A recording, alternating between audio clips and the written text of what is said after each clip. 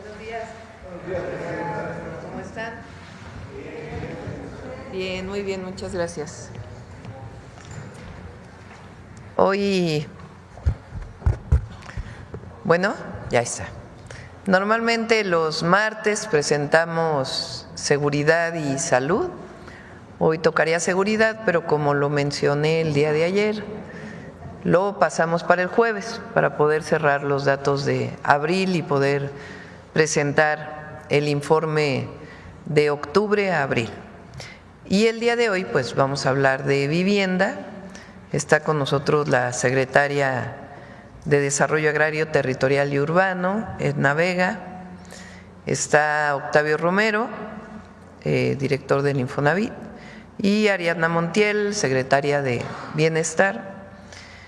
Y ayer, como ya salimos corriendo, se nos pasó el humanismo mexicano, entonces vamos a pasar hoy la cápsula del 5 de mayo, aunque con un día de retraso, pero vamos a pasar el día de hoy, del general Zaragoza y el 5 de mayo.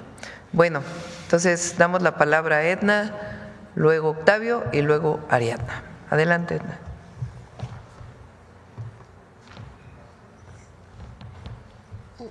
¿Me prestaría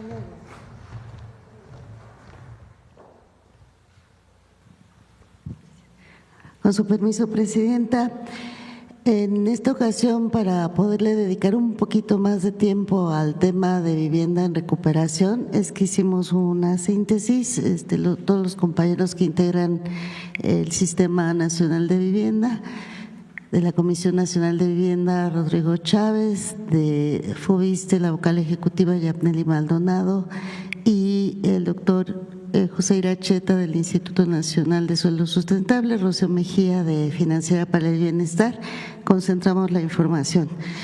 Recordar pues siempre el objetivo del programa, que es la construcción de 1.100.000 viviendas nuevas, 1 millón de escrituras y 1.500.000 mejoramientos y ampliaciones. Y lo que haremos este año, 186.000 viviendas nuevas, 300.000 créditos y apoyos de mejoramiento y 120.000 escrituras, con el objetivo de crear también 9.6 millones de empleos indirectos y más de 14 empleos indirectos. Con lo que haremos este año, toda la meta de este año va a permitir 1.7 millones de empleos, ya vamos a iniciar la medición de estos empleos generados y 2.6 indirectos. En total, más de 13 millones de personas beneficiarias a lo largo de los 6 años y este año 2.1. Esta es la meta y la tenemos clara día a día para que no haya ningún tipo de confusión. Ya tenemos en 28 estados arranques de obra: Aguascalientes, Baja California Sur, Campeche, Colima, Hidalgo, Quintana Roo, Sonora, Tabasco, Tamaulipas y Zacatecas, y a punto de arrancar en otros estados. En las imágenes podemos ver los ejemplos de estos arranques de obra y ya avances importantes, sobre todo en Los Cabos, que iniciamos en noviembre, ya están avanzadas estas obras, y en Cuautla, Morelos. Adelante. Ejemplos de lo que se ha hecho, los eventos de primeras piedras que hubo en varios estados y de arranques han sido muy importantes porque han significado el impulso en cada una de las entidades para, sobre todo, consolidar la relación con los gobiernos estatales y municipales. Prácticamente, que ven imágenes de todos los estados, nos faltan muy poquitos de estos eventos, pero no quiere decir que no haya iniciado la obra. Adelante. Todas estas son imágenes de esos eventos tan importantes. Adelante.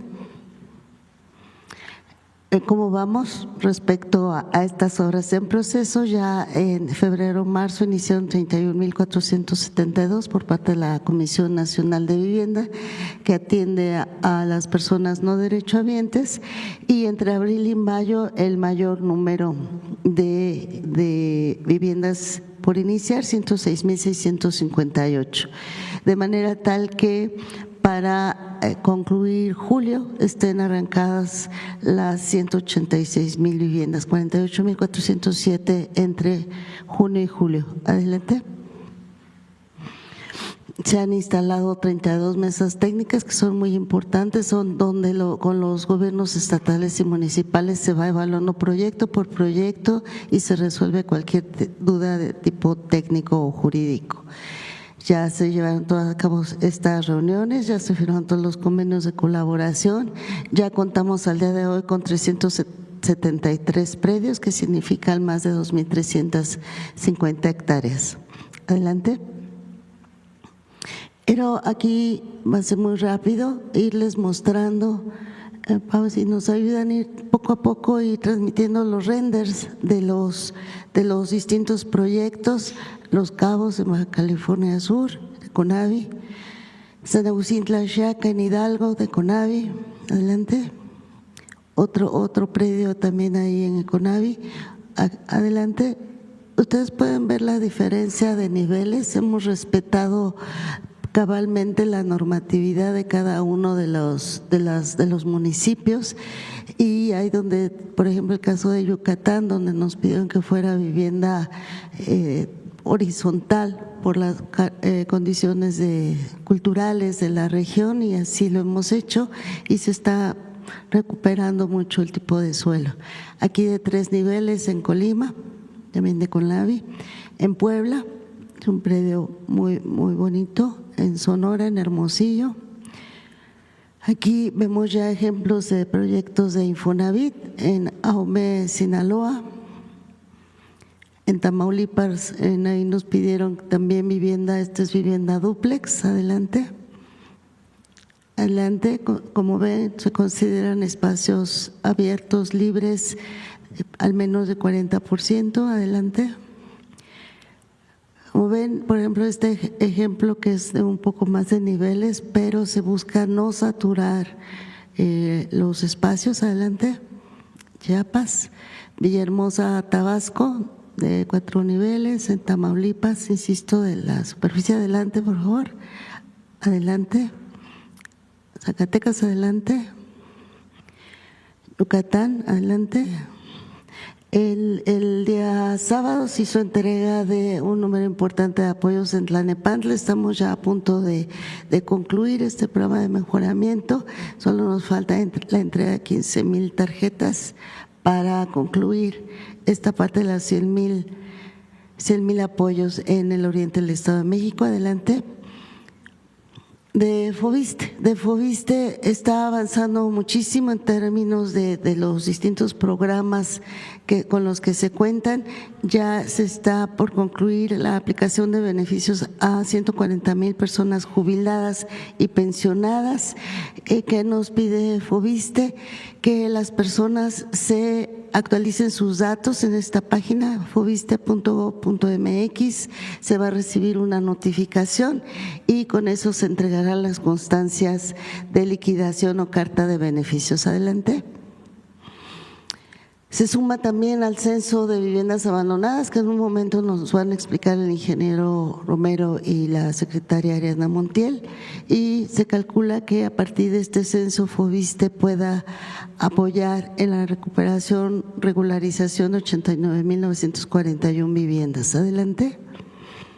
Quisiéramos insistir en esta campaña de que no se dejen sorprender. Incluso el Infonavit tiene ya un audio bastante agradable de esta situación. Pedirles a las personas que no se dejen sorprender de falsos gestores o intermediarios. En todas las páginas ya pueden denunciar si esto se diera. Solo pedirle permiso, Presidenta, para pasar un pequeño video y con esto concluyo. Muchas gracias.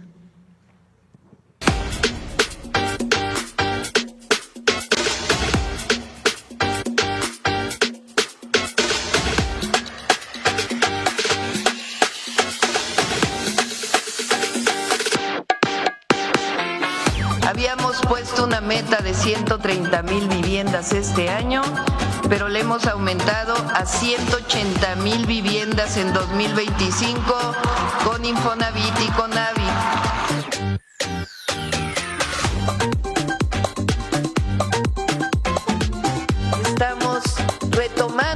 ese gran derecho, el derecho a la vivienda. Con este 1 millón de viviendas que van a quien menos tiene. Nunca se había dado un programa de este tipo. Vivienda nueva, mejoramiento de vivienda, recuperación de vivienda, certeza jurídica, que la vivienda deje de ser una mercancía o un producto y hoy sea un derecho. Estarán cercanas a los centros de trabajo, serán seguras, eficientes, confortables, asequibles, contarán con todos los servicios básicos. Se van a priorizar a los grupos más vulnerables, a los adultos mayores, a las mamás cabezas de familia, a las madres solteras, a las personas con discapacidad y a los jóvenes.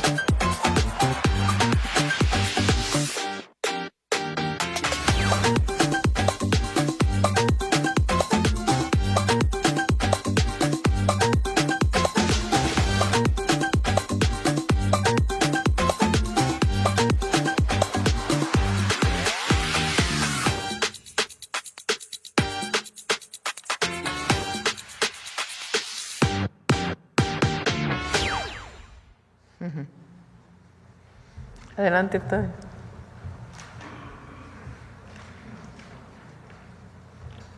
¿Allá o acá? Adelante. Muy buenos días. Allá está el micrófono. Buenos días. Vamos a hablar de 3 puntos el día de hoy. El censo de vivienda es uno de ellos. El primero, el otro que tiene que ver con el congelamiento de los más de 4 millones de créditos. Esa es una sorpresa que tenemos ahorita, porque ya son bastante más que 4 millones. Y finalmente, ¿cómo vamos con la construcción de vivienda? Entonces, iniciaríamos diciendo que debido a las malas prácticas en el Infonavit, en otras administraciones, el diseño principalmente de créditos impagables, la contratación de despachos con prácticas fraudulentas, ilegales, y a las viviendas que se construyeron muy lejos y sin servicios, hoy tenemos un universo de 933,000 viviendas, le hemos denominado emproblemadas en todo el país. La presidenta Claudia Sheinbaum nos instruyó que de manera coordinada con la Secretaría de Bienestar realizáramos un censo para tener un diagnóstico real y poder encontrar soluciones a la problemática. Aquí decir que la Secretaría de Bienestar nada más hace el censo, casi nada. Prácticamente ellos lo hacen todo. Bueno, entonces el objetivo es las 933,000 viviendas emproblemadas y que se componen de la siguiente manera: 131,000 de ese universo son viviendas que están inmersas todavía en juicios masivos, que ya los detuvimos, pero que están en algún punto del proceso jurídico. 131,000. 216,000 ya se les quitó al derechohabiente, pero el Infonavit no puede escriturarlas porque el juicio masivo fue fraudulento. 497,000, casi medio millón, son viviendas que desde hace muchísimos años no pagan los derechohabientes, mucho tiempo en cartera vencida, y esto se puede deber al famoso crédito impagable o a que se asignaron esas viviendas muy retiradas, la gente quizá no las ocupó nunca. El problema aquí es que el derechohabiente sigue apareciendo con un adeudo, aunque no necesariamente viva en ese lugar. Y 89,000, casi 90,000 viviendas que corresponden al Fobiste con sus respectivas problemáticas, que seguramente son las mismas. La que sigue, por favor. Entonces, el censo, aquí pusimos identificará, pero en realidad el censo está identificando, porque ya inició, básicamente la vivienda que está ocupada y la desocupada. La vivienda ocupada nos va a permitir este censo saber si la está ocupando el acreditado original, si es un tercero con consentimiento del acreditado o si está ocupada de manera irregular. En el caso de la vivienda desocupada, las casas que están abandonadas no las habita nadie y las casas que están vandalizadas. La que sigue, por favor. ¿Cuál es el resultado que llevamos al día de hoy del censo? Bueno, se han censado 47.845 viviendas y un poco una hipótesis que teníamos nosotros de que la mayoría estaban ocupadas, nos está arrojando de estas 47.000 que el 87% está ocupada y el 13% está desocupada. La que sigue, por favor. Estos son por estados, estas 47.000. Por ejemplo, en el Estado de México, 5.700, Puebla 4.500, Chihuahua 4.000. En esta proyección, hablando de las 47.000. Si esto agarra tendencia, pues ya sabríamos que poco más de la décima parte son viviendas abandonadas. La que sigue, por favor. Entonces, a partir del censo, ya de este diagnóstico, vamos a poder ofrecer algunas de las soluciones. Por ejemplo, las casas que están ocupadas por los acreditados originales, se les va a reestructurar el crédito a través del congelamiento del que ya hemos hablado. Si ya no van a seguir creciendo estos créditos, se les va a hacer reducción de la tasa de interés, de las mensualidades y quitas al saldo, de manera que ya se pueda quedar ahí y pueda terminar de pagar su vivienda. Si está ocupada por un tercero, de ser posible, se va a regularizar mediante un arrendamiento social con opción a compra. ¿Por qué no se les daría un crédito? Porque el tercero no necesariamente es derechohabiente.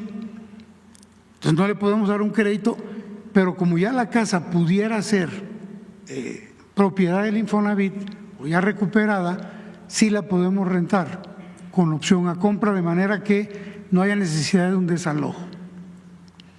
Y bueno, en el caso de las viviendas desocupadas y o vandalizadas, se va a rehabilitar el inmueble para otorgarse mediante el esquema de arrendamiento social con opción a compra.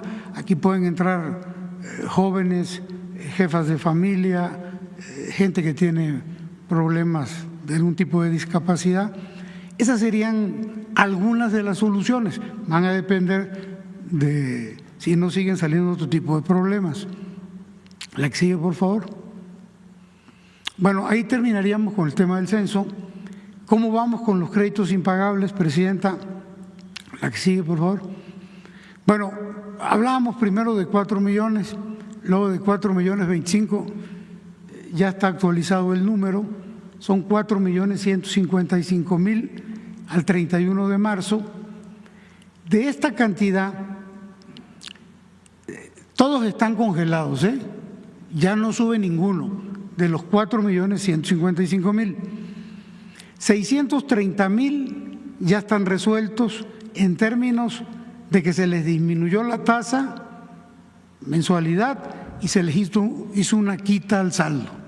Esta gente ya pueden pagar o ya pagaron, en algunos casos, su crédito, ya son o propietarios o están ya en la facilidad absoluta de poder pagar. 240.000 de manera automática en el mes de mayo, en este mes está corriendo, van a tener beneficios también de tasa, de mensualidad y de saldo. Entonces vamos a sumarle este mes 240.000 a los 630. En el mes de julio, también de manera automática, durante todo ese mes, 500.000 van a tener disminución de la tasa de interés al 4% y descuento al saldo y a sus mensualidades. Entonces, en julio ya tendríamos todo este universo resuelto de este total. A finales de este año, a partir del cuarto trimestre de este año, también de manera automática entran 1.700.000 derechohabientes de estos créditos emproblemados. Se les va a disminuir la tasa, el descuento al saldo y mensualidades fijas para que puedan pagar. Y bueno, restaría este 1.085.000 que se están atendiendo. Aquí hay un error, no es desde marzo, casi desde que llegamos, se están atendiendo en las delegaciones. De manera que los 4.155.000 créditos emproblemados, porque esa fue la instrucción de la presidenta, se resuelvan. La idea es que nadie pierda su vivienda y que todos tengan una opción para poder pagar su crédito y quedarse con su casa de manera justa, porque todo esto que estaba ocurriendo era una situación totalmente irregular e injusta. La que sigue, por favor. Y ahora hablaríamos ya la última, avances para la vivienda para el bienestar. Muy rápido. Al día de hoy, Presidenta, tenemos firmados contratos con 11 empresas para desarrollar 21 proyectos de vivienda en estos estados. Son 2, 4, 6, 8, 10, en 2 estados. La suma de las viviendas que ya están construyéndose son 24.844. Esto al día de hoy. La que sigue, por favor. En este mes de mayo vamos a agregar 16 contratos más que adicionan 26.749 viviendas en estos estados. Son 3 por 4, 12 estados más. La suma total a fin de mayo van a ser 51.593 al cierre del mes. Esto significa el 51% de la meta que tenemos este año y esperamos que en lo que resta del año podamos concluir la meta, si no es que un poquito más. Básicamente yo creo que ahí ya termina la… Teníamos una cancioncita, pero no sé si nos dé tiempo. Adelante con la cancioncita. Bueno, esta cancioncita es para alertar a la gente, a los derechohabientes, contra los coyotes. Permiso, Presidenta.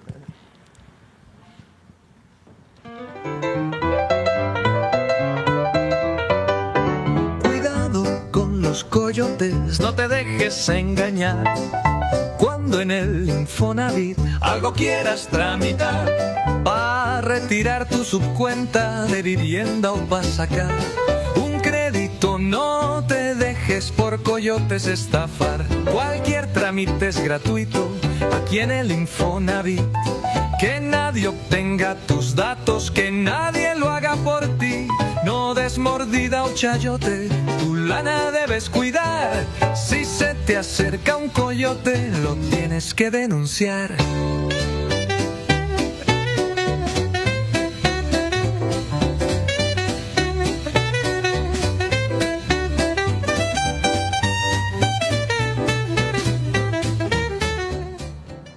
Muchas gracias. Bueno, Ariadna. Con su permiso, Presidenta. Como aquí ya se ha informado, nosotros desde Bienestar estamos trabajando en apoyo a Infonavit y a SEDATU para realizar el censo. De manera muy breve, si me ayudan con la presentación. Gracias. Este es el mapa de donde se está realizando el censo. Estamos trabajando en 32 estados de la República, en 255 zonas, regiones de bienestar. Nuestro trabajo se divide en estados y a su vez en regiones para organizar el trabajo. Así lo hacemos para todos los programas. Y están participando 255 regiones, 1.062 municipios y como ya se ha informado son 842,000 registros que estamos, viviendas que estamos visitando, más lo del FOBISTE, que también ya llegó. Y son 1.632 servidores y servidoras de la Nación que conforme a la aplicación viene el padrón y se visita casa por casa, que es la actividad que hacemos para todos los programas. Adelante.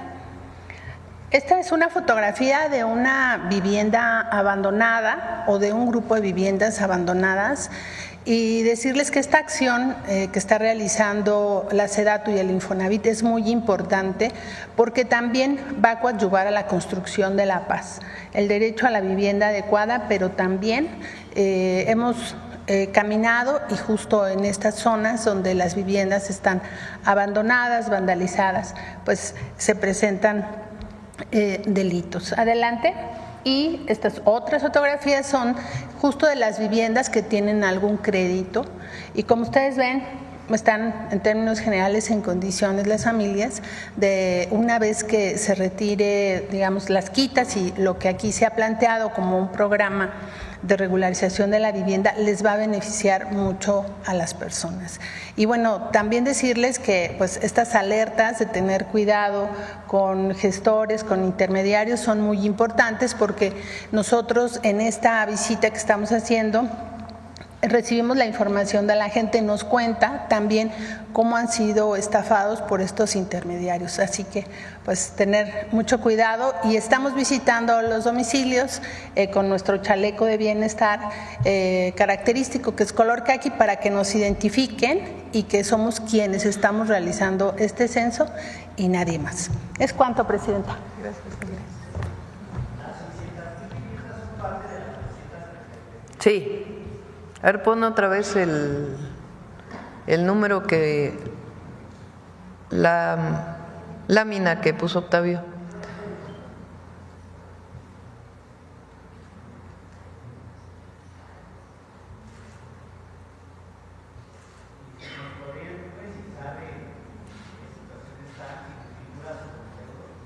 ¿Perdón? Si nos podría precisar si están sin escrituras o con adeudos estas 600,000. A ver, Octavio, si quieres, de nuevo estás. La pregunta es si están con adeudos. Sí, ¿en qué circunstancias están? Si no tienen escritura. No, la anterior, la primera. No, esa. Estas. A ver, tu micrófono, por favor. Estas casas tienen una demanda. ¿Se acuerdan ustedes que hablamos de los juicios masivos? Los despachos que contrataba el Infonavit demandaban al derechohabiente de la Ciudad de México, en Baja California, en Nuevo León, en Chihuahua. Al de Baja California lo demandaban en Veracruz o en Chiapas, de tal manera que no se podían defender y perdían el juicio. Aquí en estas 131,000 hay 63,000 que corresponden a juicios aquí en la Ciudad de México, de los cuales 60,000 no son de la Ciudad de México. Esto lo detuvimos, estos están parados, pero están en algún proceso todavía judicial. La gente a lo mejor ni siquiera sabe que están en el juicio en este momento, pero sí tienen algún tipo de problema de pago. Estas ya definitivamente el Infonavit ya las tiene legalmente adjudicadas, ya se les quitó a los derechohabientes, y a lo mejor algunos de ellos no saben que se les quitó porque el que estaba en Tabasco y fue demandado en Durango ya no, legalmente ya no es propietario, pero a lo mejor no lo sabe. Es parte de lo que nos va a decir el censo. Estas 500,000 desde hace muchísimo tiempo no pagan. Puede ser que desde el principio de la asignación de la casa, porque a lo mejor estaba a 20 kilómetros de distancia, pues no les convino, no habían servicios. Entonces, el caso es que no han pagado desde hace muchísimo tiempo, están más allá de la cartera vencida. Entonces hay que revisar quién está ocupando esta vivienda en este momento. Estas ya corresponden al FOBISTE. Todas tienen un problema en algún dado momento. No estamos recibiendo ningún tipo de pago y por eso consideramos que están emproblemadas.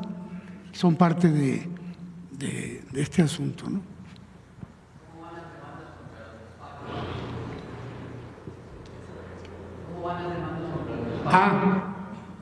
Traemos ya más de 40 demandas que ya ingresaron y estamos trabajando en un universo muy grande de demandas, más de 3.400 demandas que tienen que ver con los juicios masivos, que tienen que ver con las ventas múltiples de casas, con los coyotes. Por eso es tan importante el tema de los coyotes, que tienen que ver con algunos funcionarios del Infonavit que se prestaron a estas prácticas fraudulentas, que tienen que ver con dinero que se le dio a empresas constructoras que se propusieron para la vivienda en el Infonavit, se les dio dinero, nunca construyeron las casas. Estamos trabajando con la Consejería por órdenes de la Presidenta, con la Consejería y con Fiscalía para armar y ser muy sólidos con las demandas y no las reboten. Son parte de esto. O sea, son 933,000 viviendas que por alguna razón han dejado de pagar, algunas desde hace muchísimos años. Entonces, lo que tiene que revisarse con el censo es cuáles están abandonadas, cuáles están ocupadas, si están ocupadas por quien solicitó su crédito pero no está pagando, si están ocupadas por alguien más que no es la persona que solicitó originalmente el crédito, cuáles fueron demandadas y la persona que solicitó el crédito ni siquiera sabe que ya no le pertenece la vivienda porque en el pasado fueron juicios que se hicieron en otro estado de la República y nunca fueron notificados. En fin, todo esto vamos a tener claridad cuando se termine el censo que está haciendo Bienestar.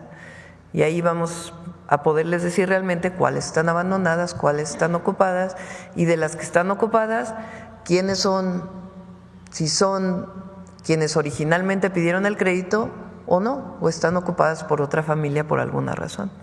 Entonces, todo esto lo vamos a obtener con el censo y el objetivo es pues regularizar estas viviendas.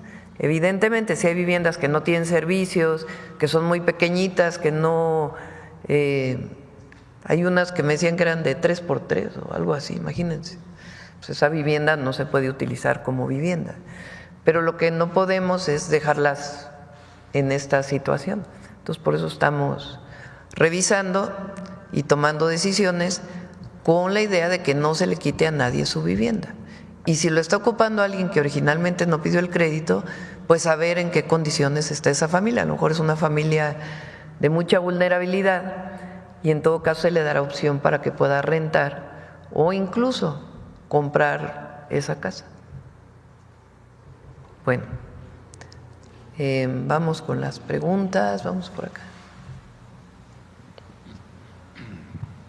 Muy buenos días, Presidenta CONA, su servidor Carlos Pozos de LMM Noticias, Lord Molécula. Sobre el tema quisiera preguntarle al licenciado Octavio Romero. En la gráfica pone que se van a firmar convenios con Veracruz. Preguntarle si existe alguna diferencia con la gobernadora actualmente o no hay ninguna diferencia con el gobierno de Veracruz, con Rocío Nale, para que se implemente el programa de vivienda en ese estado. No hay ninguna diferencia. Lo que Rocío nos ha insistido mucho es que ella quiere atender el tema de las viviendas que no están ocupadas, mientras se está construyendo la nueva vivienda de Infonavit o de Conavi. Entonces, pues se está atendiendo todo al mismo tiempo. Bien, inicio con mi primera pregunta, Presidenta.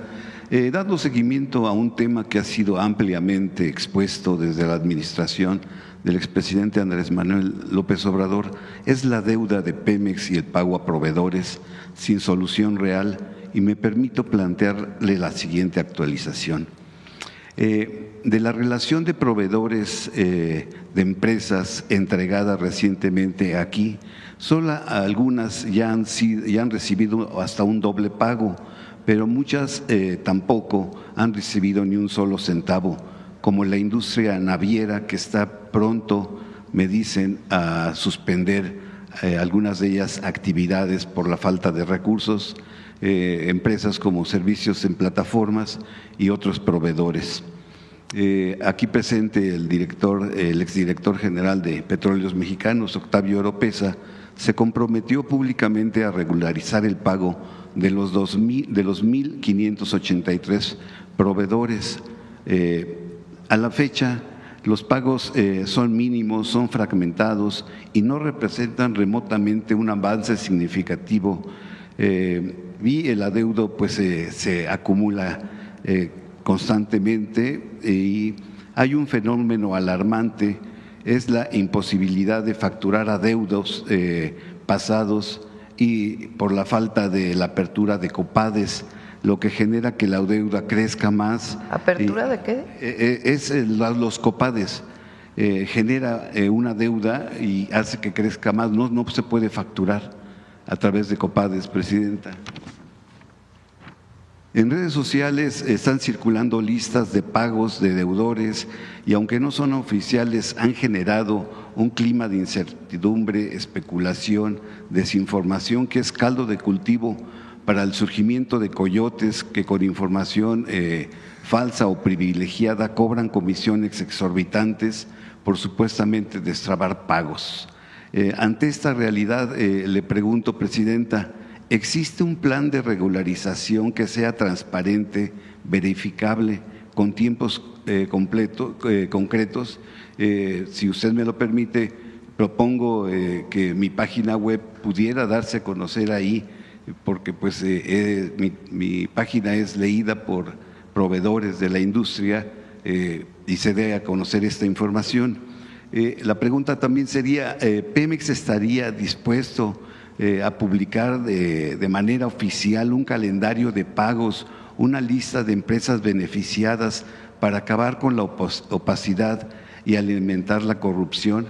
Y finalmente, Presidenta, si el gobierno contempla establecer una prórroga o mecanismos de protección para los proveedores que al no poder facturar ni cobrar, pues están en riesgo de quebrantos sus empresas en Tabasco, Campeche, Veracruz, Tamaulipas, Hidalgo, Puebla, pues dejando una amplia posibilidad de perjudicar la producción del petróleo de acuerdo a su política energética de extraer 1.800.000 barriles diarios. Y pues esa sería la problemática. No sé de cuándo sea la información que presentas. Estuve en Campeche, no este fin de semana, sino el anterior. Incluso recibí una carta de agradecimiento de la mayoría de los pequeños proveedores de Campeche que ya recibieron sus pagos de adeudos. Se siguió una política, o se está siguiendo una política, que primero fueran los más pequeños que tenían adeudos y después poco a poco ir con las empresas más grandes. Y se está saldando las deudas. Estuve en Campeche, repito, en Tabasco se les está pagando, se está desarrollando los pagos. Entonces, eso sí, ni coyotes en el Infonavit, ni en Fobiste, ni en Pemex, pues eso estamos en contra. Sí. Pero se están saldando las deudas. ¿Ves que me dicen que Ciudad del Carmen, por ejemplo, pues ya es una ciudad fantasma que… No, pero alguna información a lo mejor retrasada tienes, porque incluso la propia gobernadora públicamente ahí agradeció en el micrófono. La vez anterior que fuimos públicamente dijo que no se había pagado y esta vez públicamente agradeció que ya se están saldando las deudas y se va avanzando poco a poquito. Se ha pagado alrededor del 60% más o menos. Aquí tengo una relación actualizada de acuerdo pues a los datos que me han proporcionado pues proveedores de diferentes ramas de la industria de Pemex. Si gusta se la puedo entregar. Sí, cómo no, aquí. Con todo gusto. Ok. Sí, pero se está saldando, para que no… Y hay transparencia, no hay problema. Perfecto. Como segunda pregunta, Presidenta, asistí ayer a los festejos del 164 aniversario de la batalla de 5 de mayo en Puebla. En ese marco, Alejandro Armenta, gobernador del estado, en su mensaje considera que su presencia en el desfile tuvo mucho simbolismo y que hay que entender y leer entre líneas y saber leer su presencia. El gobernador poblano considera atinada y eficaz la diplomacia de su gobierno, que no significa arrodillarse frente al poderoso país del norte. Destacó que la diplomacia mexicana va acompañada de la lealtad absoluta de las Fuerzas Armadas, del Ejército Mexicano, de la Armada de México y de la Guardia Nacional.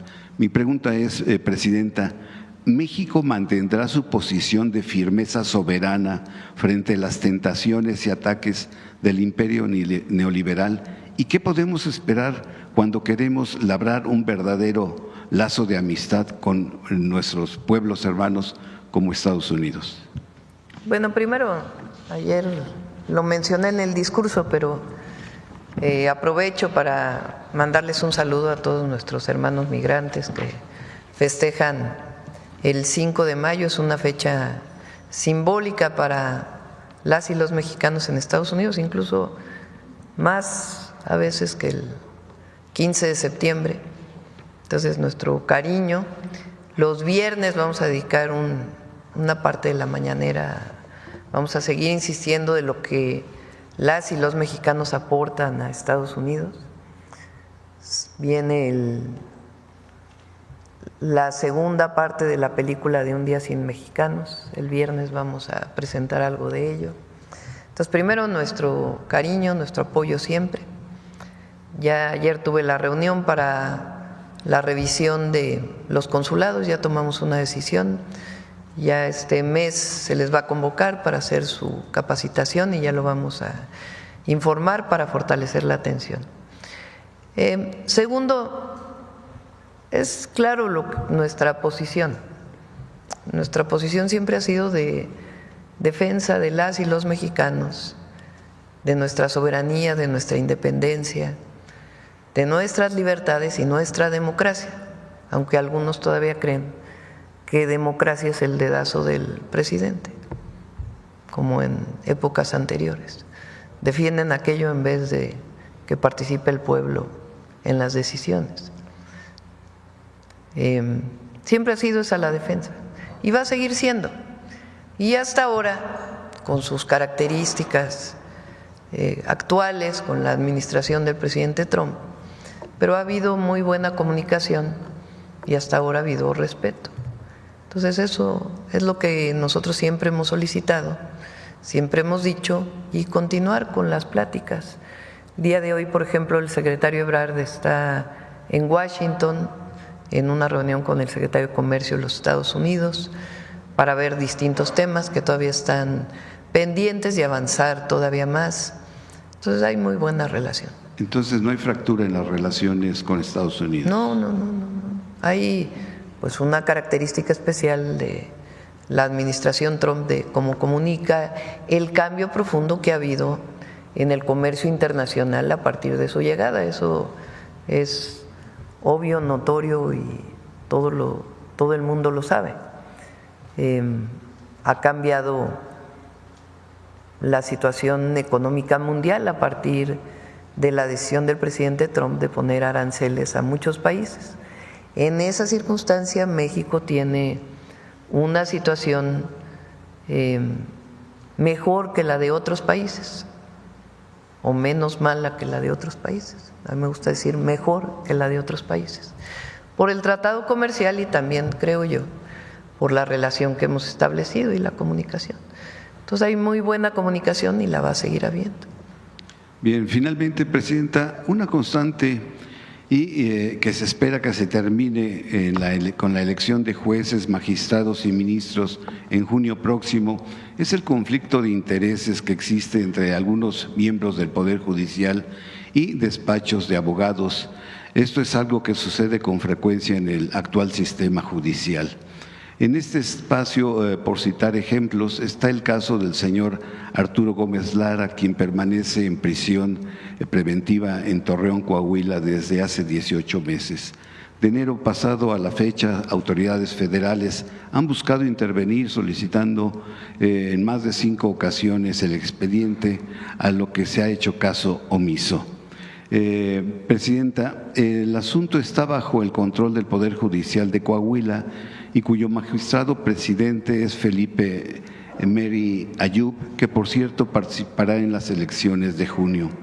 El organismo a su cargo ha negado acatar la instrucción del Tribunal Colegiado Federal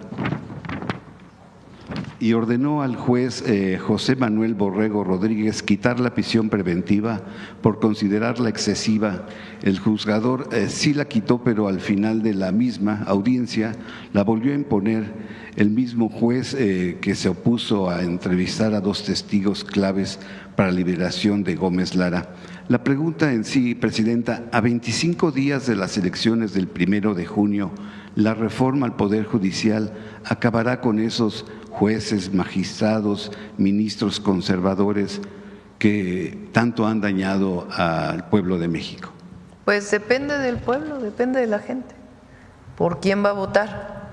Lo importante es que va a votar. Por ahí hay otra cancioncita, hoy que estamos de cancioncitas. A ver si ayer me la presentaron, una cancioncita de promoción de la votación del 1 de junio. Para ponerla, lo importante es que participe la gente participe, que se informe, que sepan los perfiles, que conozcan pues quién es quién y puedan ejercer su voto libremente. Ya estamos a 25 días. Estamos a 25 días. Ha subido mucho el conocimiento de la votación del 1 de junio. Hace como 3 meses solamente el 30% sabía y ahora está como en el 60%. Entonces todavía hay que difundir más, pero ha subido el conocimiento de que el 1 de junio hay votación. Entonces, pues vamos a seguir informando aquí en la mañanera y que el INE pues también promueva más el día de la elección y todos a participar.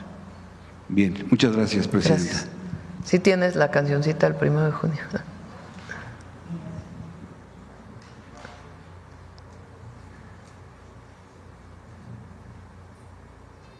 Escucha fuerte en todo México.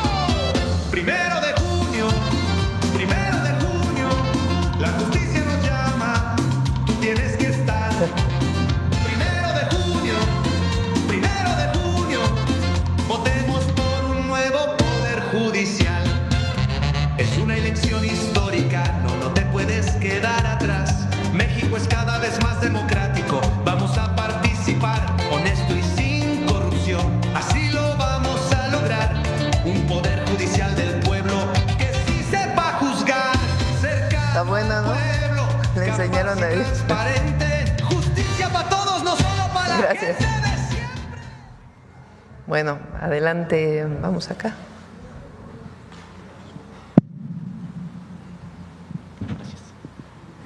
Buenos días, Presidenta. Buenos días. Servidoras, servidores públicos. Buenos días a todas y todos. Sósimo Camacho, de Luces del Siglo y del noticiero Luces Mañaneras. Presidenta, hace algunos días la Suprema Corte de Justicia de la Nación decidió no hacer uso de la facultad que tiene para traer el caso en esta situación de Aguacán. Como usted sabe, bueno, pues se trata de esta empresa que mantiene un litigio con el gobierno y el pueblo de Quintana Roo, quienes están procurando o buscando recuperar el agua como bien público y no como mercancía que se encuentra hasta actualmente. Decidió la Suprema Corte no atraer 3 recursos que vendrían precisamente pues a dar una solución definitiva, no obstante que ya hay incluso reforma a la ley del propio Estado, a la Constitución del Estado, y bueno, pues no han podido todavía recuperar, digamos, este bien público como tal. Su opinión, Presidenta, sobre que la Suprema Corte de Justicia de la Nación decide no atraer 3 recursos, lo regresa a un tribunal de circuito que está aquí en la Ciudad de México y que pues solamente alarga más este proceso que ya lleva mucho tiempo y sigue prácticamente en manos privadas el agua de Quintana Roo. Había ganado el gobierno del Estado un amparo muy importante.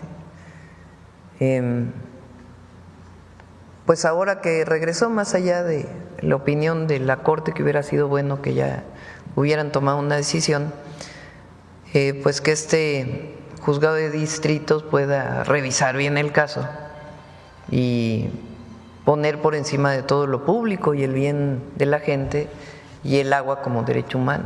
Entonces vamos a esperar a ver cómo avanza, pero es muy importante. Fíjense, es una privatización que se dio hace tiempo. La gran mayoría de las privatizaciones, en muchos casos, pero en particular en el agua, han tenido muchísimos problemas. Entre otros, que no se invierte. Entonces se cobra, pero no se invierte. Entonces le cobran tarifas más altas a la gente y el sistema está abandonado. Pues hay fugas, no se arregla, cuando supuestamente el objetivo de la privatización era que funcionara adecuadamente el sistema de servicio público del agua, en particular en Cancún, en Benito Juárez. Entonces, no han cumplido, no funciona bien el servicio de agua potable, no repara y se quieren seguir quedando con la concesión. Entonces, el gobierno del Estado y del municipio ha estado pidiendo que se regrese a lo público. Ganaron un amparo, supuestamente iba a decidir la Corte, decide regresarlo y no tomar una decisión. Pero bueno, en este proceso sí es importante que las y los jueces, los que están ahora y después los que van a venir, que pongan por encima de todo el derecho humano al agua. Lo que en este caso también se pierde la oportunidad es resolver otro tipo de casos que van en el mismo sentido. Está el caso, por ejemplo, de Querétaro, porque no es el único estado de la República con esta problemática, y aquí prácticamente la Suprema Corte de Justicia hubiera podido generar algún precedente y resolver otro tipo de problemas que prácticamente se vislumbran también ya en el horizonte. Bueno, en septiembre vamos a tener nueva Corte. Vamos a esperar que sea una Corte que tenga por encima de todo la justicia. Presidenta, esto que tiene que ver con la impartición de justicia también se concatena con otro tipo de acceso a la justicia que está en la procuración. Es decir, en la procuración y en la investigación, me refiero a las propias fiscalías.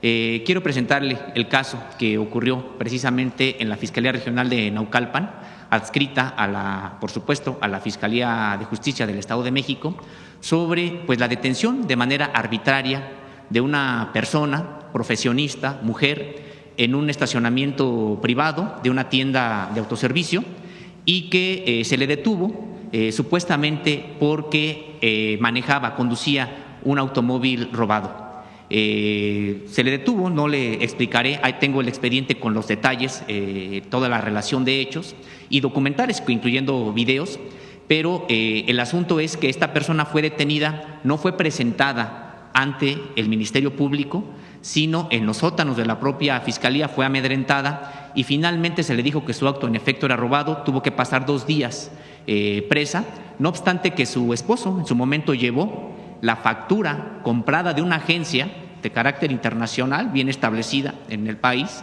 los papeles, la carta factura que corroboraban el automóvil, ni siquiera fue, la procedencia del automóvil, ni siquiera fue aceptada en ese momento por el Ministerio Público, y lo que ocurrió, Presidenta, es que se le despojaron del automóvil y hasta que la propia agencia, avisada por la familia, envió a sus abogados, resulta que entonces todo se empezó a resolver y se dieron cuenta que había peritajes alterados, que el automóvil o la denuncia bajo la cual se detuvo a la persona no correspondía con las características del propio vehículo, es decir, una serie de irregularidades que dan cuenta pues de un modus operandi de unas personas al interior de la propia Fiscalía General de la República, y tenemos el expediente, que alteraron documentos para quedarse con un automóvil.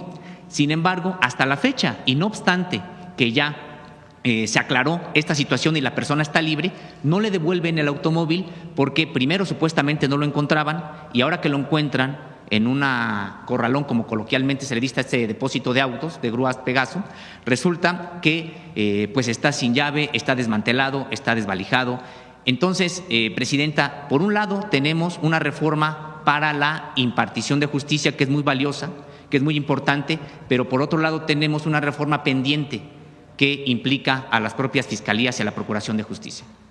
Bueno, dividámoslo en dos. En el caso de esta situación, que nos puedas pasar el caso para poderlo revisar y que en todo caso pues haya de parte del fiscal, si hubo una injusticia, pues las sanciones a quienes cometieron esta injusticia. Y segundo, hemos platicado que vamos a esperar a que pase lo del Poder Judicial y luego ya abrimos pues un espacio de discusión sobre las fiscalías. Pero tienen que consolidarse lo del Poder Judicial para poder pues pasar a otros temas.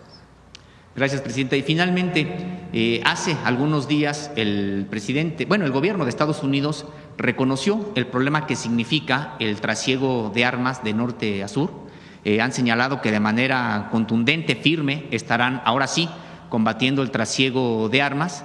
Se calcula que en México hay 15 millones de armas de manera ilegal, producto de que durante años ingresaron en una tasa en el sexenio de Felipe Calderón hasta 2,000 armas diarias. Es decir, 730,000 armas prácticamente al año.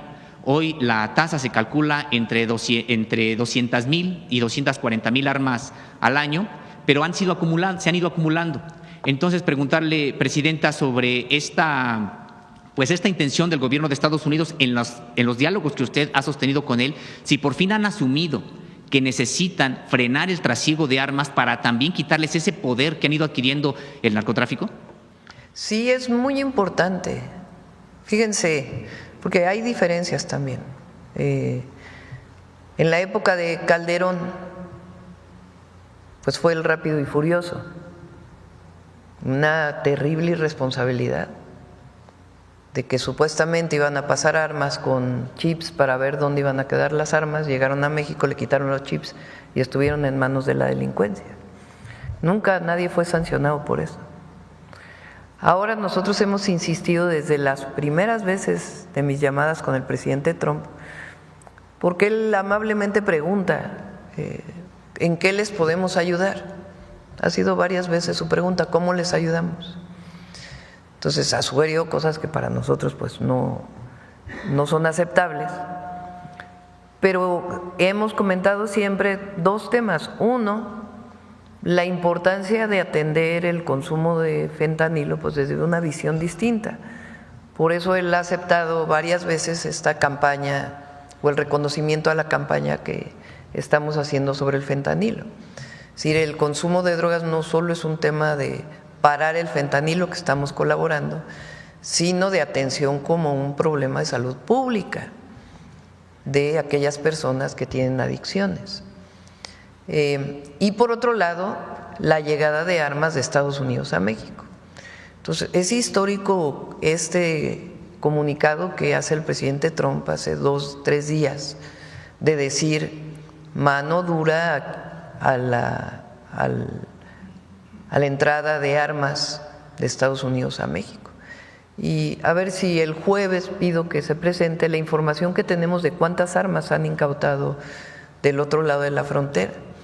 Y que esto es bueno, es muy bueno y habla pues de la buena relación que hay con el gobierno de Estados Unidos, en donde hay colaboración, cooperación, un diálogo permanente en temas de seguridad con respeto a nuestras soberanías y a la inviolabilidad, vamos a decir así, territorial.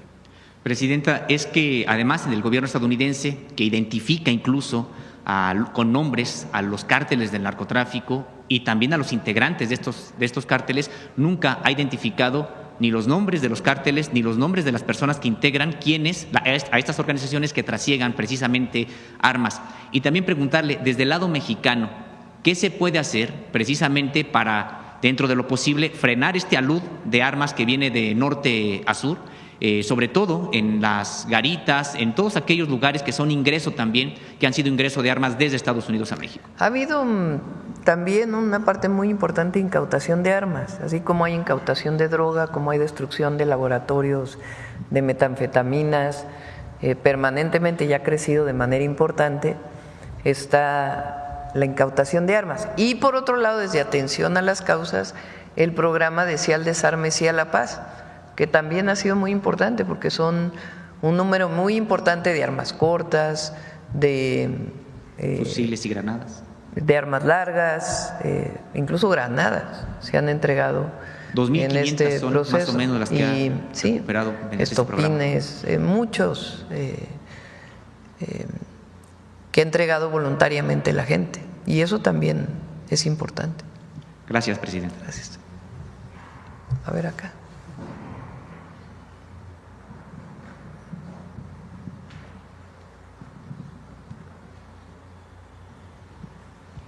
Presidenta, buenos días. Elizabeth Robles, de Canal del Congreso.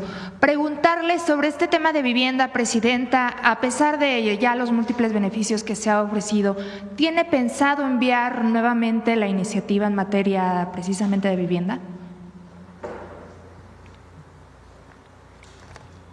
Ya se aprobó, es que me quedé pensando cuál iniciativa. Ya se aprobó, o sea, son dos iniciativas que se enviaron. Una que se envió, que fue aprobada, o tres. Una es la reforma constitucional para reconocer a la vivienda como un derecho. Dos, la reforma a la ley del Infonavit, que ya fue aprobada desde enero de este año, y ahí se faculta al Infonavit para que pueda tener una empresa constructora, y cambió la estructura del Infonavit para evitar estos actos que se presentaron en el pasado. Más en la ley ya se había condonado, o bueno, apoyado a 2 millones de derechohabientes, de trabajadoras y trabajadores con deudas del Infonavit, y con la ley se atiende a otros 2 millones que se les están disminuyendo sus deudas, congelando, etcétera, porque era una injusticia como fueron hechas. Entonces, la ley del Infonavit ya se pasó, ya se hicieron los cambios, y eso nos está permitiendo acelerar la vivienda, porque ya no solo es el crédito a la vivienda, sino la construcción de viviendas, y particularmente, esto es muy importante, para las y los trabajadores que ganan entre 1 y 2 salarios mínimos. Estamos atendiendo a quien en realidad nunca ha atendido el Infonavit. Entonces, eso es por un lado. La otra fue una reforma a la ley del ISSSTE, que esa la paramos, porque las y los maestros se interpretó de una manera distinta, no estaban de acuerdo, entonces decidimos pararla. Pero eso no quiere decir que no se estén condonando las deudas del Infonavit, que lo hicimos a través de un decreto. Entonces, en ese sentido, está todo ya en forma para poder cumplir con el 1.100.000 viviendas. Fíjense, a ver, pon la primera lámina que puso Edna. Luego se dice muy rápido, pero es muchísimo. Son 4 millones de personas que están viendo reducidas las deudas que tienen al Infonavit. Cerca de 400.000 de Fobiste, eso por un lado. Por otro lado, se van a construir 1.100.000 viviendas, y además son 1.550.000 viviendas de mejoramiento de vivienda, de créditos de mejoramiento de vivienda que da la CONAVI, que da el Infonavit, y al mismo tiempo 1.550.000 de créditos, porque el Infonavit sigue dando créditos, además del 1.100.000 viviendas. Entonces, estamos hablando de 2.650.000 acciones de vivienda en el sexenio. 2.650.000 acciones de vivienda. Y además 1 millón de escrituras, que es la meta en todo el país. Entonces, lo del, o sea, ya está todo lo normativo para que todo esto sea una realidad, y tan es así que prácticamente ya inició la construcción de viviendas en cerca de 20, ¿cuántos estados? Va a iniciar este año, este mes, y el próximo ya en las 32 entidades de la República. Presidenta, en otros asuntos que atañen al Congreso, quisiera preguntarle cuál es su balance al término de este segundo periodo ordinario de sesiones de ambas cámaras. Pues muy importante la cantidad de leyes que se aprobaron. Vamos a presentarlas en la próxima semana. Desde septiembre de este Congreso cuántas reformas constitucionales se han aprobado y cuántas leyes se han aprobado. Es una cantidad muy importante. Han estado trabajando muy bien, la verdad, todos los diputados y diputadas, senadores y senadoras. Presidenta, hablando de la presentación de iniciativas, usted nos comentó hace un par de semanas que a mediados de mayo iba a enviar esta propuesta de leyes secundarias para el Poder Judicial. En este paquete de leyes secundarias, la Consejería está considerando presentar alguna modificación constitucional. Esto después de que el coordinador Ricardo Monreal precisara que hay un error en cuanto a la conformación del presidente o presidenta de quien asumirá la Suprema Corte en septiembre. ¿Se está considerando también alguna modificación de este tipo? No, estamos planteando, hasta ahora no. Se tendría que revisar en todo caso, pero no. Derivado de la reforma al Poder Judicial, porque la reforma al Poder Judicial tiene que ver con la elección, pero tiene que ver también con otros temas, como por ejemplo la reducción de tiempos para resolver juicios. Por ejemplo, si un juicio mercantil o un juicio por deuda de impuestos que lleva años, ahora la Constitución establece que tiene que resolverse en 6 meses. Entonces, para resolverse en 6 meses, pues hay que cambiar muchas leyes secundarias para que los procedimientos judiciales sean más expeditos. Entonces, tiene que ver con esto y otros temas que están vinculados con la reforma al Poder Judicial. Entonces, todas esas leyes se presentan a mediados de este mes, mediados de mayo, con el objetivo de que haya sesión extraordinaria del Congreso. Hay varias leyes pendientes, están las de la reforma al Poder Judicial, todas las leyes secundarias, está la ley del IFETEL, que va a haber parlamento abierto, ya lo decidió el Senado, está la ley del organismo antimonopolio, que sustituye a la COFESE. Están pendientes también leyes que tienen que ver con la seguridad, varias leyes relacionadas con la Guardia Nacional y leyes relacionadas con el Sistema Nacional de Inteligencia e Investigación y el Secretariado de Seguridad Pública. Entonces son varias leyes y estamos pidiendo en su momento, ya cuando se envíen las del Poder Judicial, pues un periodo extraordinario para que puedan ser aprobadas todas estas leyes, o en su caso, con su modificación que establezca el propio Congreso. Presidenta, finalmente, como cada lunes, el senador Noroña nos ha comentado que se reúnen con usted aquí en el Ejecutivo. Ayer estuvieron en Puebla, tuvieron oportunidad de platicar sobre algunos de los temas a los que se van a hacer modificaciones sobre esta ley de telecomunicaciones esta semana en el Parlamento.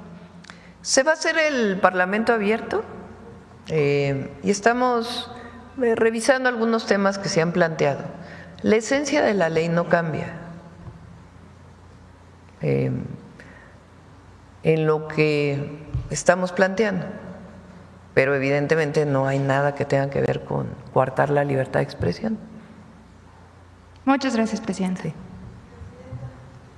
Sí. Acá. Ahora no hubo paridad de género en la primera fila. Gracias, presidenta. Buenos días a todos. Nancy Rodríguez, de Oro Sólido y Empuje Migrante. Presidenta, afortunadamente la Cancillería ya nos hizo llegar el estatus del asunto de los niños, de los 4 niños que les quitaron en Estados Unidos a un matrimonio de hermanos migrantes para poder darle seguimiento. Muchas gracias. Pero lamentablemente, presidenta, la cónsul de Oklahoma, Edurne Pineda, quien encabeza este proceso, dio entrevistas a medios locales allá en Estados Unidos, porque tienden mucho algunos cónsules, en Telemundo, Univisión y en medios locales, donde señaló que es mentira lo que yo le informé aquí en la mañanera y que ella no sabe quién me dio la información, presidenta. Esto es muy lamentable, estas declaraciones. Aquí tengo la entrevista, incluso porque me la mandaron precisamente hermanos migrantes. Le quiero informar, presidenta, que yo tengo comunicación directa con los papás de los niños, incluso aquí tengo sus comunicaciones. Y también, si usted me permite, presidenta, pues decirle a la cónsul que pues que no se preocupe por mí, sino que lo importante es que se aplique para rescatar a estos niños, porque fíjese que sus papás están muy angustiados. No sé por qué negó esta información que di aquí con usted, si lo está confirmando la propia Cancillería. No sé si tenga usted alguna observación al respecto. La Cancillería lo está atendiendo, ¿no? Y se puso en contacto contigo, y más allá del contacto contigo, pues de atención a esta situación. Así es. Gracias, presidenta. También el programa, la semana pasada tuve comunicación con algunos diputados migrantes, presidenta, y me hicieron favor de ponerme al teléfono al señor Baldomero Capis.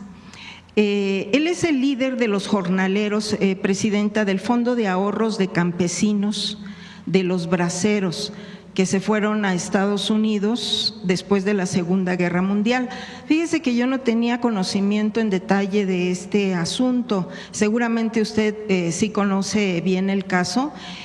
Son trabajadores que se fueron a ayudar a Estados Unidos después de la Segunda Guerra Mundial en el área del campo y también en los trenes allá en Estados Unidos.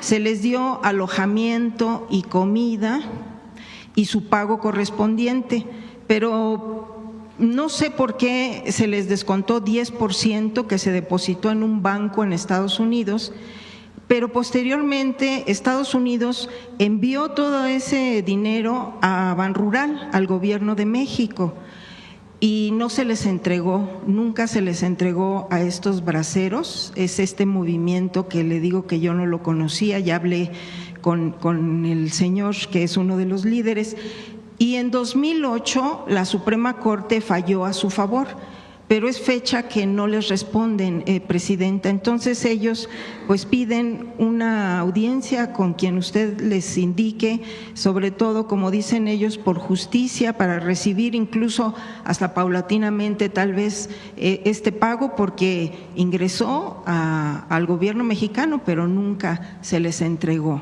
Lo revisamos con todo gusto. ¿Sí? Ok. Sí. Es todo, presidenta. Gracias. A ver acá. Gracias, buenos días, presidenta. Abel Cuapa, de Capital en Puebla. Preguntarle, solo abundar en ese tema de la elección judicial ya el próximo 1 de junio. También nos han documentado casos de candidatos que están en el crimen organizado supuestamente, están demandados por agresiones de otros delitos.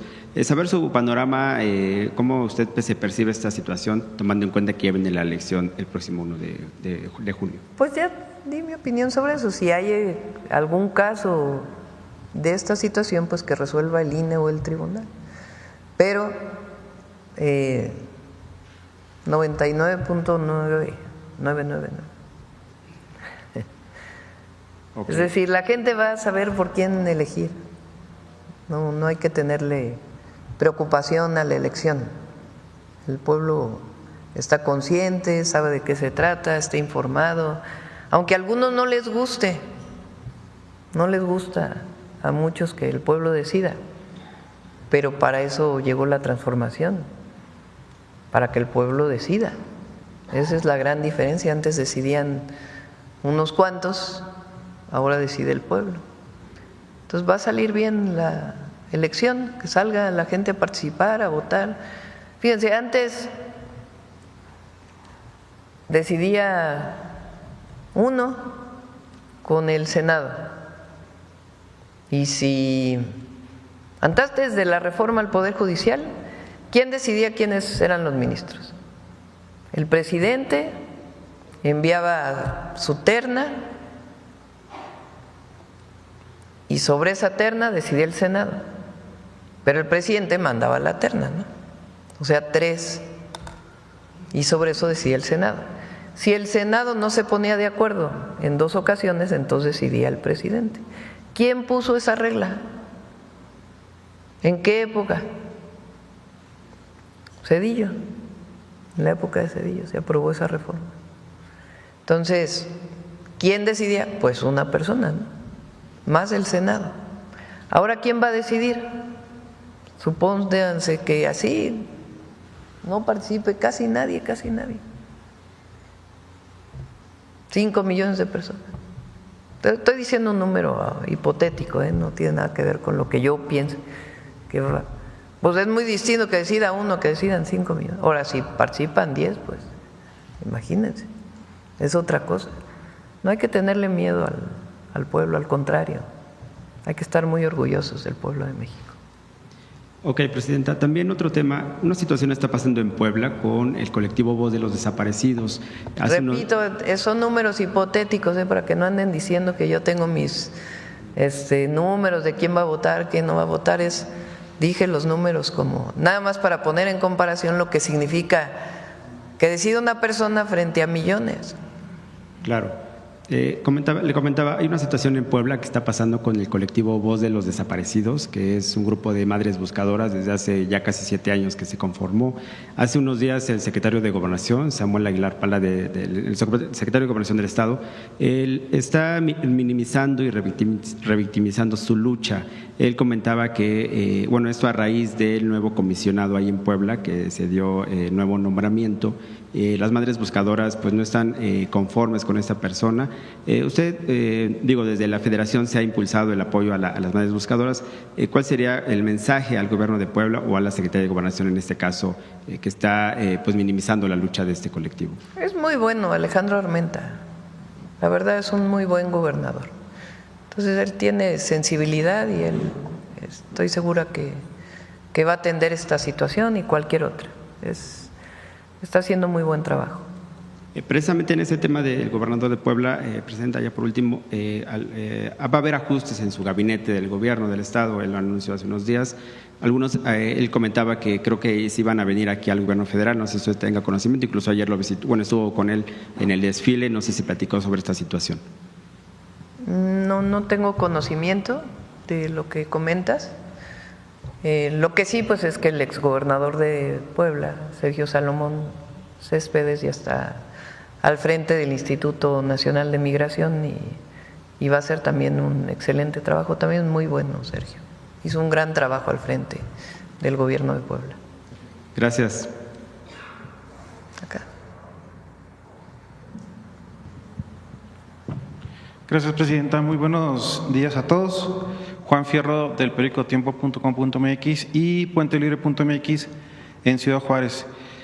Presidenta, en el tema de la carta que envió a Morena, tras este decálogo que se votó y se aprobó inspirado en su carta, militantes comenzaron a culparse entre sí. Un ejemplo de ello es que en el caso del llamado turismo político, no tardaron en señalar al senador Fernández Noroña. También otros creen que tienen rienda suelta porque no se aprobó nada en el tema de las campañas anticipadas. Sí se aprobó, eso me lo preguntaron ayer. Pregunté ahí al equipo que por qué decían eso y me dijeron que lo que pasa es que se cambió de un transitorio a un punto del resolutivo final. Pero no es cierto que no se haya aprobado, Okay. Sí se aprobó. Entonces, nada más tomando esto en cuenta, Presidenta, los señalamientos, pues que donde se están apuntando los mismos miembros de Morena, preguntarle, ¿ese era el espíritu de la Presidenta en su carta, que se empiecen a señalar pues de esta manera? ¿Y cómo debe permear, el decálogo en los militantes? No, es normal pues que haya debate, que haya discusión, qué bueno. Pero hay mucha unidad en el movimiento de transformación con el pueblo, que es lo más importante.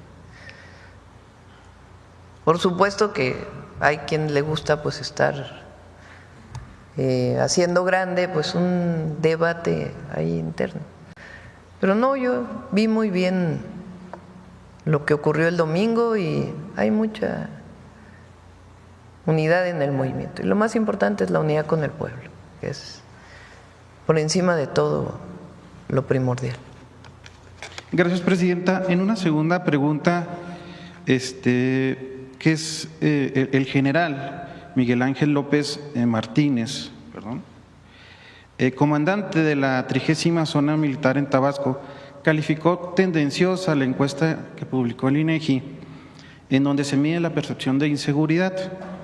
Declaró que la encuesta nacional de seguridad pública urbana debe actualizar su metodología. A partir de estos señalamientos, Presidenta, ¿usted considera necesario alguna actualización al interior del INEGI, ya sea en sus metodologías que utiliza actualmente?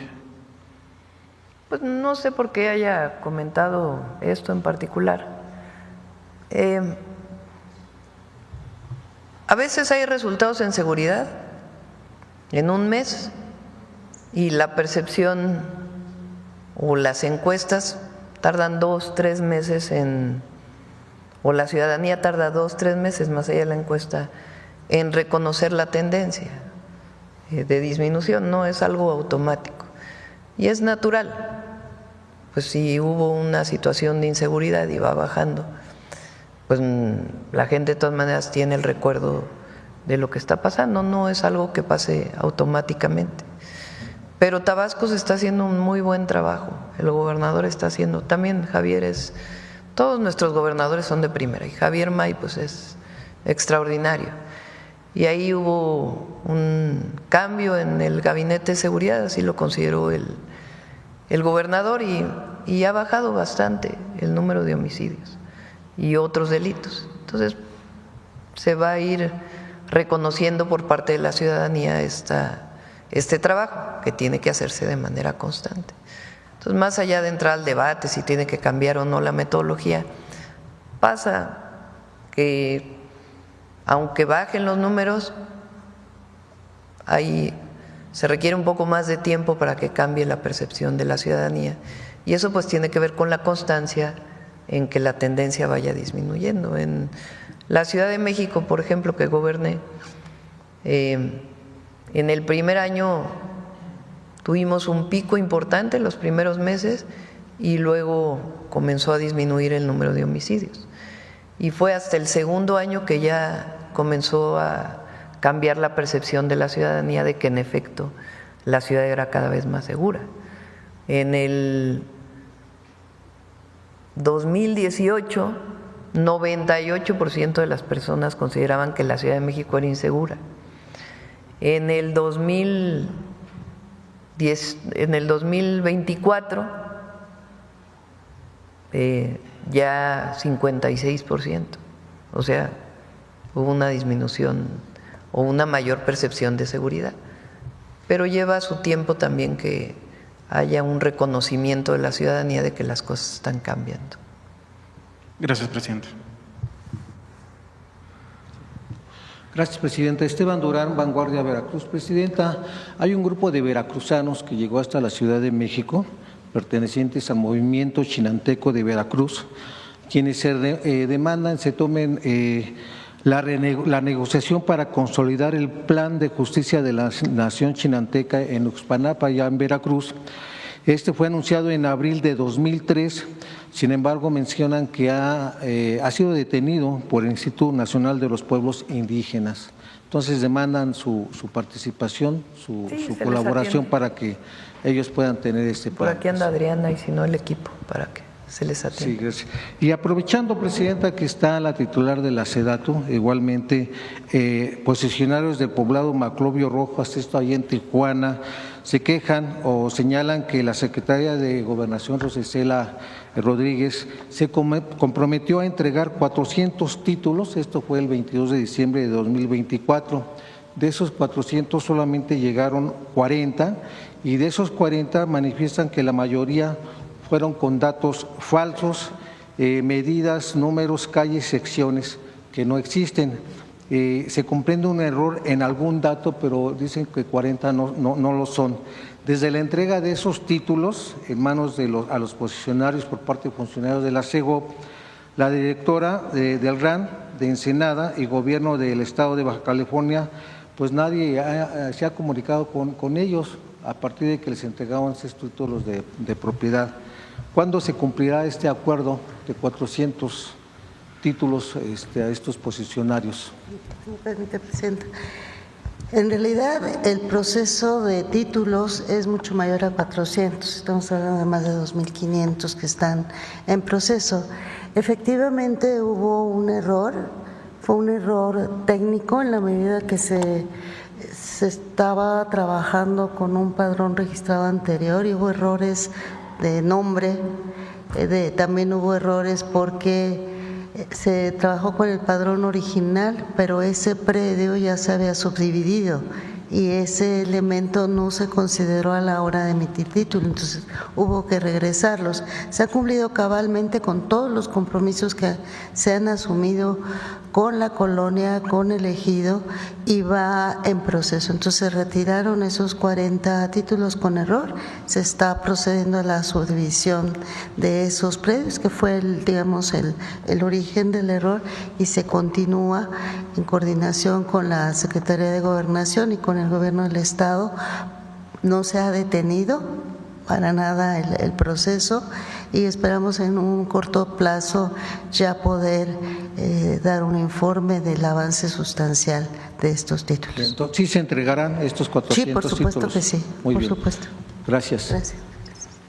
Presidente, en otro tema, ya en Sinaloa ya van 13 alcaldes desaforados durante el gobierno de Rubén Rocha. El último fue Gerardo Vargas, de Los Mochis, y apenas la semana pasada, sucedió esto.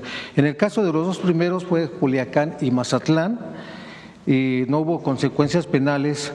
Sin embargo, esto ha generado varias críticas y señalan que esto puede ser un posible uso político de las instituciones contra rivales internos de Morena.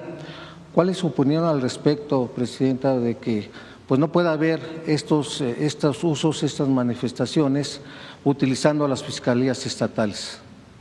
Lo comenté hace unos días. Si hay pruebas de alguna irregularidad, etcétera, pues están los mecanismos jurídicos para hacer este desafuero. Si no hay pruebas y es un tema político, pues no está bien. Pero no tengo conocimiento en particular del caso. Sí, Presidenta. Ya finalmente usted señaló en el tema de Cuauhtémoc Blanco, que empieza sobre algunas denuncias de que todo el mundo es inocente hasta que no se compruebe lo contrario. En ese sentido también hay algunas denuncias hechas desde Campeche contra el presidente del PRI, Alejandro Moreno, de las cuales algunas ya fueron desechadas en el Congreso Estatal. ¿Esto también aplicaría lo que usted señaló ayer sobre Alejandro Moreno? Pues se está haciendo la investigación. Son denuncias que se presentaron y está la investigación sin más. Si no me equivoco, en la Fiscalía Anticorrupción de la Fiscalía General de la República. Entonces, pues depende de la Fiscalía las pruebas que tenga. Bien, gracias. Gracias. Presidenta, buenos días. Vamos con la última ya. Ricardo Felipe Ramírez, de Regla 104.5 F Noticias, de una estación de radio de uso social comunitaria del Estado de México. Tal parece que en México aún se sigue fabricando carpetas de investigación contra gente inocente sin que se investigue a profundidad cada caso, que llevan a muchas personas a ser privadas de su libertad injustamente, pasando así muchos años en la cárcel por delitos que no cometieron.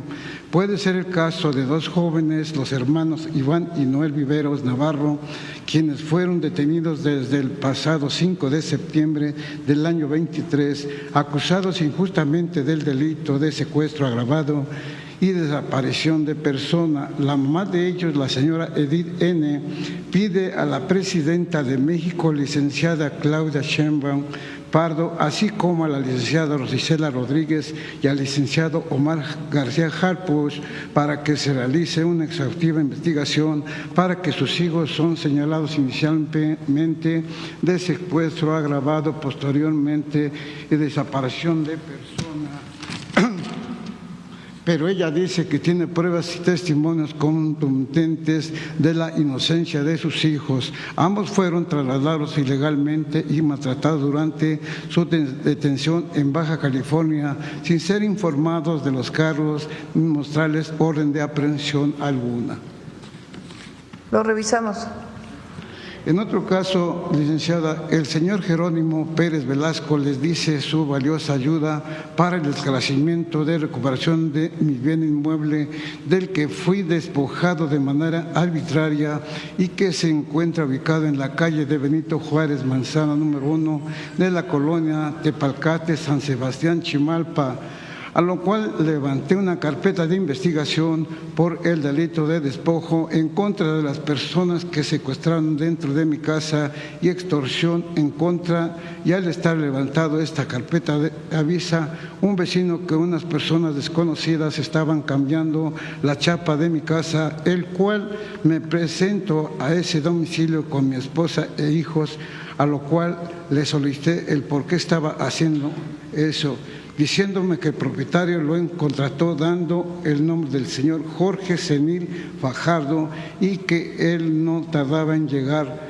visualizando que ya no se tardaba en llegar, visualizando, encontraba ningún mueble dentro de mi hogar, por lo que en ese momento pedí apoyo a una patrulla del municipio, llevándonos hasta el Ministerio Público, acreditando nuevamente con documentos originales de mi propiedad.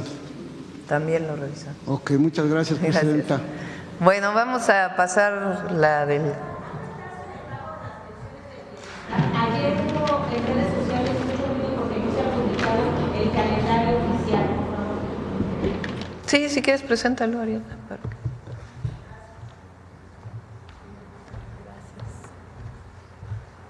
Muchas gracias.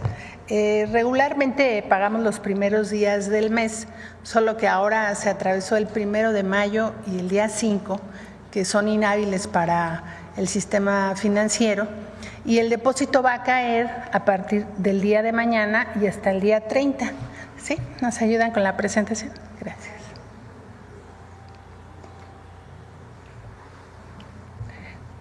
Gracias.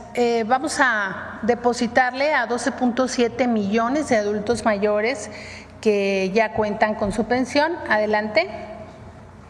A 1.107.000 mujeres de la pensión Mujeres Bienestar. Adelante. 1.364.000 personas con discapacidad van a recibir su apoyo, y decirles también que quienes se registraron a la pensión vamos a entregar las tarjetas en el mes de junio y van a empezar a recibir su apoyo a partir de ese mes. Adelante. 163.000 madres trabajadoras también van a recibir su pago bimestral. Adelante. Sembrando Vida, son 423.227 derechohabientes del programa y también está contemplado su pago. Adelante. En suma, estamos casi llegando a 16 millones de derechohabientes que recibirán su apoyo a partir del día de mañana. Adelante.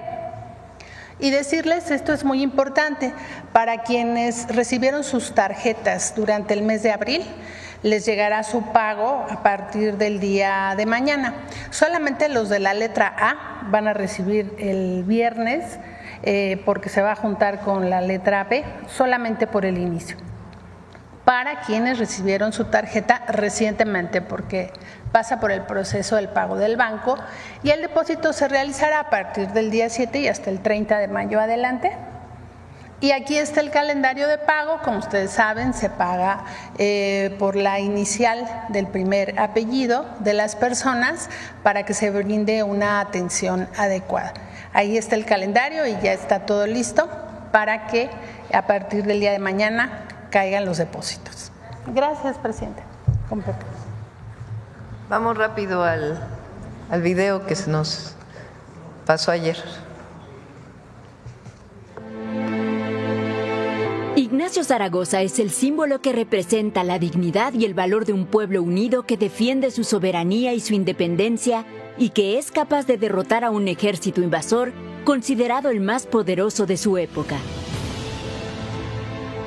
Ignacio Zaragoza nació el 24 de marzo de 1829 en la Bahía del Espíritu Santo en el estado de Coahuila, Texas. Su padre fue un patriota militar que luchó contra los rebeldes tejanos, buscando impedir la segregación de esa provincia y mantener así la integridad de la República Mexicana.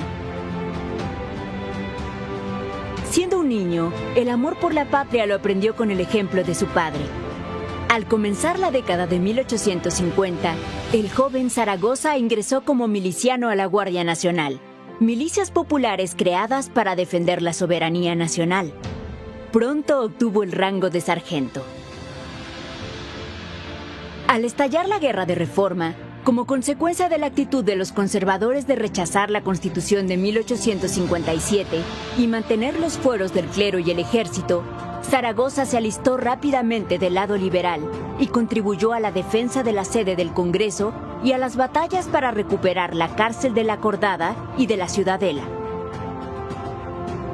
El 25 de diciembre de 1860 llegó a la capital del país, que quedó temporalmente bajo su mando. Él organizó la entrada triunfal del ejército liberal que desfiló, con Benito Juárez a la cabeza, el 11 de enero de 1861, en medio del clamor popular. Unos meses después, el joven general fue nombrado en Puebla por el presidente Juárez ministro de Guerra y Marina. Pero pronto vendría un reto mayor.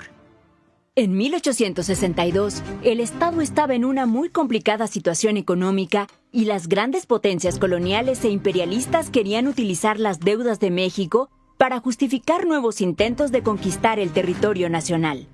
El ejército francés desembarcó en enero en el puerto de Veracruz. Estaban absolutamente confiados de su victoria y se decían el ejército más poderoso del mundo. La mañana del 5 de mayo de 1862, frente a la ciudad de Puebla, Zaragoza arengó a sus tropas. Nuestros enemigos son los primeros soldados del mundo, pero vosotros sois los primeros hijos de México y os quieren arrebatar vuestra patria. Leo en vuestras frentes la victoria. Tengamos fe. ¡Viva la independencia nacional! ¡Viva la patria! Después de una larga y difícil batalla, Zaragoza, satisfecho por el triunfo, envió el siguiente mensaje: las armas nacionales se han cubierto de gloria.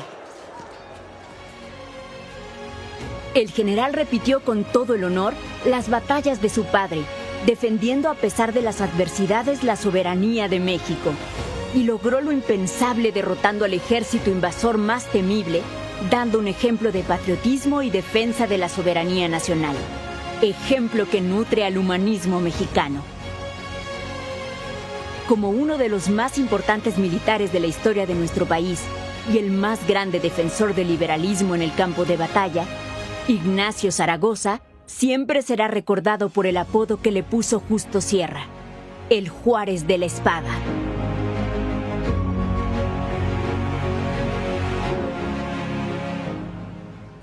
Gracias a todas y a todos. Nos vemos mañana.